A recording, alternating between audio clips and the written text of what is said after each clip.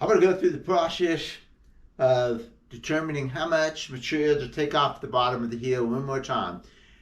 It's a little bit of a misstatement to say this is how much I calculate, because I do calculate and I do some checks and everything, but when I actually take the material off of the heel, I can't measure that again. You're going to see what I mean by that. So this is all a practical hands-on thing. This is the calculations are just to guide me, to help me, to tell me if I'm taking a little bit, average, or a lot of material. What really matters is the string height off of the 12th fret. So before I started on this, I measured, before I took the neck off, I measured the action with the saddle that I wanted in there, at least approximately the height. I want approximately 130 thousandths of an inch of saddle sticking out of the bridge. That gives me room to move down and up. So if my final height ends up being 135 or 140, that's okay. That's without the top measurement. If it ends up having to drop a little bit more and goes down to 120 or 125, that's still okay. So I've got a range that I want on a fresh neck reset of 120 to 140 on a vintage saddle. So this one is 130. I keep a lot of test saddles around for this reason. So this one drops in there. It's a sloppy fit, but it's good enough for now. 130 thousandths of an inch out of here. With that saddle, my action was 115 at the 12th fret. Okay? This guitar is at rest right now. It's been in the case overnight, so the top is at rest, which is what I need to measure. So I have 12th fret action of 115, and I want to see a final action with this saddle of 0.95. So the difference on this is 25 thousandths of an inch. I want that action to drop 25 thousandths of an inch. So now what I do, this is in my neck reset jig, and I have a whole video on this, so you need to go watch that. We're going to focus just on this measurement right now. I've got the strings up here, and I always keep the E's ready for access for this purpose. I'm going to pop this on here, put the high E in here, put the low E in,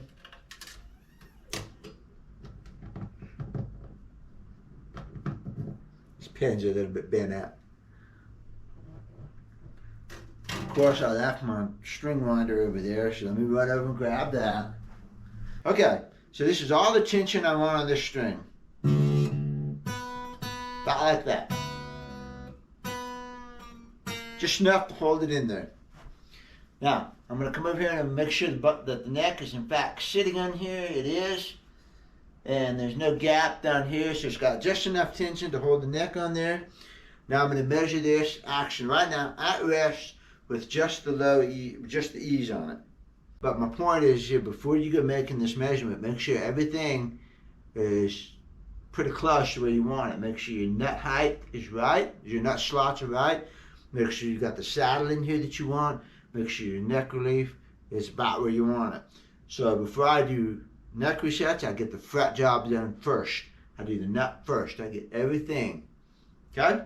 So now we're going to come in and we're going to measure this 12th fret here.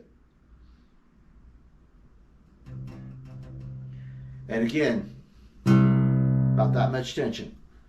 And I'm getting 76 thousandths of an inch. A little bit more than that.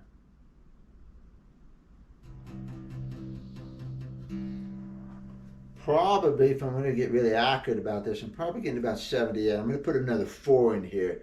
So I'm going to make this 80 thousandths of an inch. You know, I can still go more. It's out of 6. I like this measurement to be pretty accurate. You guys are sticky. So 6 thousandths, that makes it 82 thousandths. I like that. If you're ever in doubt about your feeler gauges, pick up your calipers here and measure them. 82 thousandths of an inch. Okay, so my resting 12th thread action with this saddle is 82 thousandths of an inch. I'm going to write that down over here.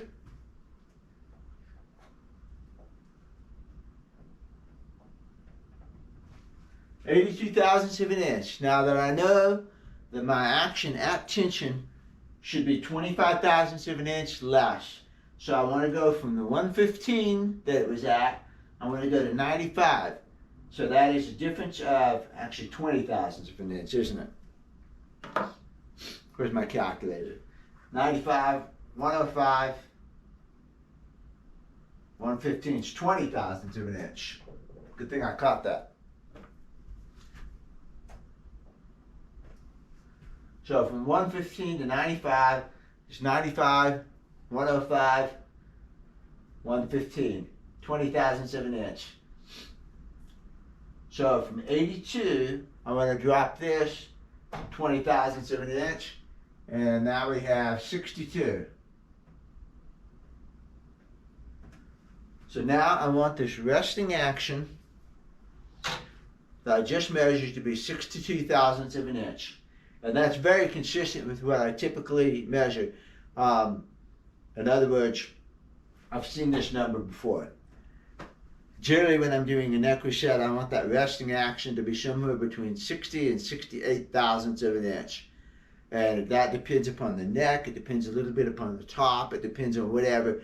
If you set it at 60 thousandths of an inch, a lot of times you're going to end up going up on the saddle just a little bit. And so that's why you want to start with your saddle in the middle of the range that you want. In other words, if this saddle was up at the upper range, it was up at 140 thousandths of an inch, and I set this at the lower end at 60 thousandths of an inch, by the time I put everything together and strung it up, I might end up taking that saddle up to 150, and then I'd be too tall, you know? So I want everything in the middle of that range right there. So at 130, I'm pretty safe going with 62 thousandths of an inch. And then if it comes up a little bit to 140, like I said, I'm still okay. I might, on this guitar, because of the truss rod that I just tweaked, I might call this 64 thousandths of an inch. After I do the sanding strips, and if I end up with the 64 thousandths, I'm going to call it good. Because that's, you know, I'm in the middle of the range. So, I've seen this number before. I like it. I'm confident of it. Now, the other checks that you can do. So you follow me on that. You can ask me questions about that if you need to. The difference, one more time, the difference between the starting action was 115 with this saddle. I want it to be about 95 thousandths. I really want it to be 93 thousandths of an inch. But 95 is okay. You know what I mean? We're 3 thousandths of an inch is a human hair. So, we're cool. 95 thousandths, the difference there is 20 thousandths of an inch. My resting low E right here is currently 82 thousandths of an inch, and I measured it pretty accurately. So if I subtract 20 thousandths from the 82, I want my new resting action to be 62 thousandths of an inch. Now, I'm going to pick the guitar up and I'm going to start sanding strips on the heel, and I'm going to come back to the neck reset jig and I'm going to check it, check it, check it, check it.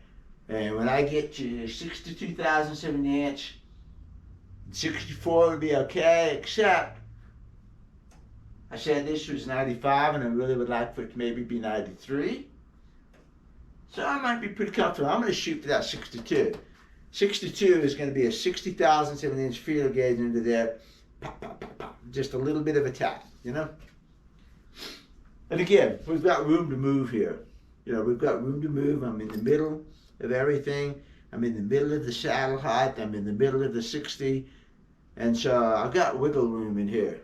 And make sure you're in the middle of the wiggle room. Now, the other checks, running a straight edge down here, is simply a check. It's simply something to help me see how much I've sanded off the neck. So, you know, I stick this up here, and it's actually almost the top of the saddle. because I haven't got any tension on it. The top's not risen or anything. But if you reset this neck right now, in other words, if this was your only check, and you use the straight edge down like this, and you would go, oh wow, it's clearing the bridge by a lot. In fact, it's almost at the top of the saddle. You would put the neck on exactly where it came off, and you'd be off. And that happens so many times to people. They're doing a neck reset and they don't give it enough, or they don't give it too much because this is their only check. In my experience, having done close to 600 neck resets now, 600 neck resets, the vast majority of them with this jig. I have found that the straight edge is not an accurate test. It's only a guideline. Okay, the other thing that I do when you watch my videos is just me calculate how much of this has to come off. So, in other words, I'm going to change the action 20 thousandths of an inch. So it's a 2-to-1 ratio from here to here. That's why we measure at the 12th fret, because 20 thousandths here is 40 thousandths of an inch here. So the saddle needs to move 40 thousandths of an inch, and that is actually just about perfectly correct with what it was. Saddle needs to move 40 thousandths of an inch, and it's a 3-to-1 ratio from here to here. So if this moves 40 thousandths of an inch divided by 3, 12 thousandths. Okay, 13 thousandths of an inch times 3 would take you to 39 thousandths of an inch. I need to take 13 thousandths of an inch off of the heel. Now, I really don't have any way of measuring that. I don't caliper the heel. I don't do anything like that. The only thing that the 13 thousandths of an inch tells me is where that fits in how many strips that I use, how many times I sand that heel. 13 thousandths of an inch is not much. Typically on the 70s Martin, here's the 70s Martin right here, and you can see my calculations. I'm going to be taking 26 thousandths off of that one, and on the other one over here, I'm going to be taking, I pulled 3 necks yesterday. And on that one, I'm going to be taking 36 thousandths of an inch. 36 is about what I usually do. 36 is a pretty average. 35 thousandths of an inch is a pretty average neck reset. 26 is like, well, that's not terrible. The most I've ever taken is about 60 to 70 thousandths of an inch. So that just tells me that this one's not going to take much. It's going to take 13 thousandths of an inch. That's probably going to be about, I'm going to take 5 pulls on the sanding strips, and I'm going to pop it back in the jig and check it. When I get to 70 thousandths of an inch, I'm not going to do that. I'm going to get the sanding block out, and I'm going to sand for a little bit. And then I'm going to use the paper strips and put it back in there. So the only thing that number really tells me is how much I'm going to be adjusting this neck. A little bit, average, or a lot. That's all it is. I do not measure that number again. I measure this right here. I come back and I do this procedure, put the guitar in there at rest, measure that action, see how that compares to what it was when it was fully strung out, and this is my final deal. This is what I trust. I don't trust this. I don't trust the straight edge. I don't trust any other method. Those other methods are just guides for me. So that when I'm doing the strips, especially if I'm doing like a 35 thousandths of an inch one, I will use the straight edge to see how am I doing here. Am I moving? After 10 strips, is that straight edge moving up off the bridge some? And I eyeball that so that I don't have to waste a lot of time coming back to the jig and putting it in the jig and thinking about that, when I obviously could have seen that it was hitting the butt of the bridge, at one point. So, you see what I'm saying there? That's just a guide that I can do on the bench and slap it up there and say, okay, my neck's moving, looks pretty good. Okay, then I'll put it in the jig. I'm not going to do the jig every 3 strips of, every pulls on the sandpaper. So I use that thing to kind of tell me how it's moving. So there we go. But maybe that clears up some stuff, because these numbers here, once again, 26, 36, 13, I never measured that again. It's just, to me, in my head, it's a slight neck reset, it's an average neck reset, or it's going to be a big one. You see, that's all it is in my head. Straight edge down here is just to show me how much it's moving as I sand it. How much is the straight edge moving? And like on that 36 thousandths of an inch, when I put the straight edge down, it's going to hit below the bridge. So as I'm sanding it, I'll put this on there and I'll check it as it comes up. And I'll go, okay, it's moving. Let's throw it in the jig now and see how we're doing. Okay?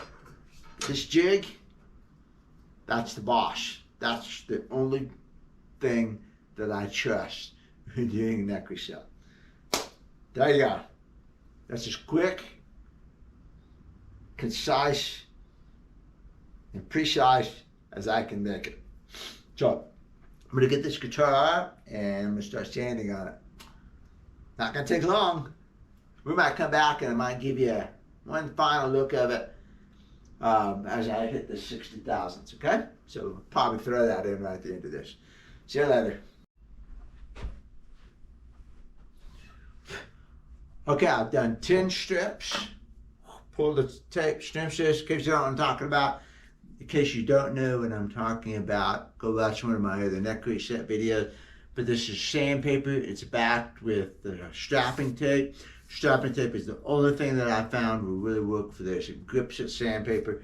I tried using Gorilla packing tape, and you can see it tore just like a KT tape, you know, strapping tape. Take that, put it under the heel. Again, this is in other videos. I don't want to go there yet. I did 10 strips with this. Put it up in there, pull it 10 times, and put it back in the jig. I have a 60 thousandths of an inch here. And we have lowered it. I bet it's, let me try 68.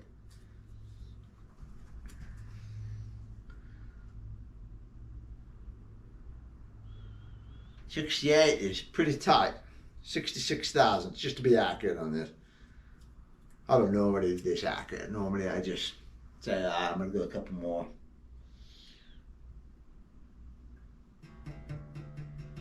That's 66 thousandths of an inch and it just taps. So the actual measurement is probably 68 thousandths of an inch.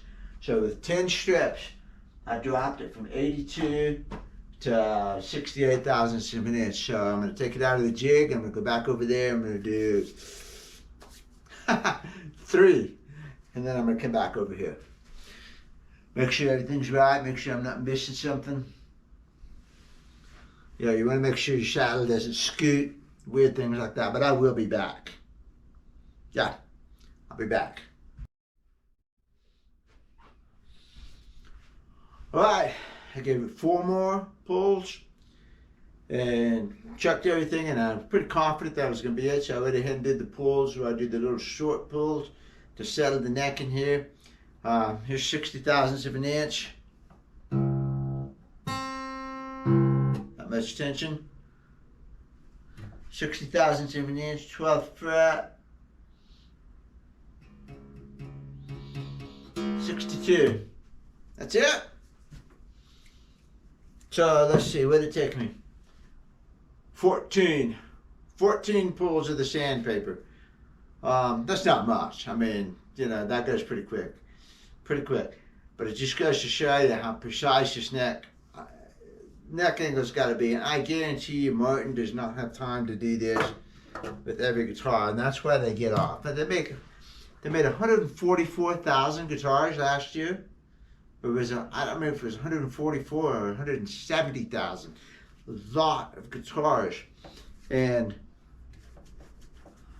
you just don't have time to do those kind of numbers and get them this precise. Plus, you don't know how much the guitar is going to change from being a tree to being a guitar. So you know. Anyway, I'm good at this neck. It's good. Let's see just for fun what the straight edge is going to be. Because remember it was, it actually was wrong a minute ago. I had it on something. And when I checked it again, it wasn't quite right. And now it is in fact just kissing the top of the bridge. which is where it should be. I must have had it back or something. If I had a bad measurement, when I had the guitar sitting on the bench, I checked it again. I'm like, what? It's just kissing the top of the bridge. Because it wasn't that high. So let me check it again. I'm a lot more careful when I'm not on the camera, you know. So I'm going to turn the camera off and I'm going to set this down and I'm going to go eat something. And then I'm going to come back and I'm going to check it again and make sure everything's clean, make sure the neck is sitting down there solid. I'm going to double check my ease. I like the ease, but I'm just going to let it sit. And then I'm going to come back and I'm going to double check everything before I put the shims in. But that's the process. Okay? See ya.